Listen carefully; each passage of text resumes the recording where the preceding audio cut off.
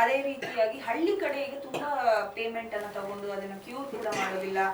ಏನೋ ಮಂತ್ರ ಹೇಳಿ ನಾವು ವಾಸಿ ಮಾಡ್ತೀವಿ ಅಂತ ಹೇಳ್ತಾರೆ. ಹಾಗೇನೆ ಬೇರೆ ಬೇರೆ ಮೆಡಿಕೇಶನ್ಸ್ ಅನ್ನ ಕೊಡ್ತಾರೆ. ಸೊ ಇದ್ರ ಬಗ್ಗೆ ಏನ್ ಹೇಳ್ತೀರಿ ಸರ್? ಈ ನಾಟಿ ಮದ್ದು ಅಂತ ಈ ನಾಟಿ ಪ್ರಾಬ್ಲಮ್ ಏನು ಅಂದರೆ, ಅವರು ನಮ್ಮ ಹತ್ರ ಬರೋ ಅಷ್ಟೊತ್ತಿಗೆ ಈ ಗೋಲ್ಡನ್ ಪೀರಿಯಡನ್ನು ಕಳ್ಕೊಂಡ್ಬಿಟ್ಟಿರ್ತಾರೆ.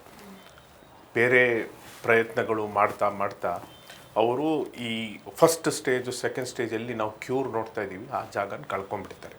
ಅದು ಕಳ್ಕೊಂಡಿದ್ಮೇಲೆ ನಮ್ಮ ಹತ್ರ ಬರಬೇಕಾದ್ರೆ ಆಬ್ವಿಯಸ್ಲಿ ನಾವು ಮೂರನೇ ಸ್ಟೇಜು 4ನೇ ಸ್ಟೇಜಲ್ಲಿ ಎಕ್ಸ್ಪೆಕ್ಟೇಷನ್ ಚೆನ್ನಾಗಿರಲ್ಲ. ಅದರಿಂದಾಗಿ ಅವರು ಶುರು ಆಗಿದ್ದ ಟೈಮಲ್ಲಿನೇ ನಮ್ಮನ್ನು ಅಪ್ರೋಚ್ ಮಾಡಿದ್ರೆ, ಅಥವಾ ಅಲ್ಲಲ್ಲಿರೋ ಲೋಕಲ್ ಫಿಸಿಷಿಯನ್ಸನ್ನು ಅಪ್ರೋಚ್ ಮಾಡಿ ಸಂಶಯ ಇದೆ ಅಂತ ಗೊತ್ತಾದ ತಕ್ಷಣ ಪಕ್ಕದ ಕ್ಯಾನ್ಸರ್ ಸೆಂಟರಲ್ಲಿ ಒಂದ್ಸರಿ ತೋರಿಸ್ಕೊಳ್ಳೋದ್ರಲ್ಲಿ ತಪ್ಪಿಲ್ಲ. ಈಗ ಹೆಂಗೆ ನೀವು ಬೇರೆ ಕಡೆ ವಿಸಿಟ್ ಮಾಡೋದ್ರಲ್ಲಿ ತಪ್ಪಿಲ್ಲ ಅಂತ ಅಂದ್ಕೊತೀರೋ, ಅದೇ ಥರ ನಮ್ಮನ್ನು ಕನ್ಸಿಡರ್ ಮಾಡಿ ಒಂದ್ಸರಿ ವಿಸಿಟ್ ಮಾಡೋದ್ರಲ್ಲಿ ತಪ್ಪೇನಿಲ್ಲ.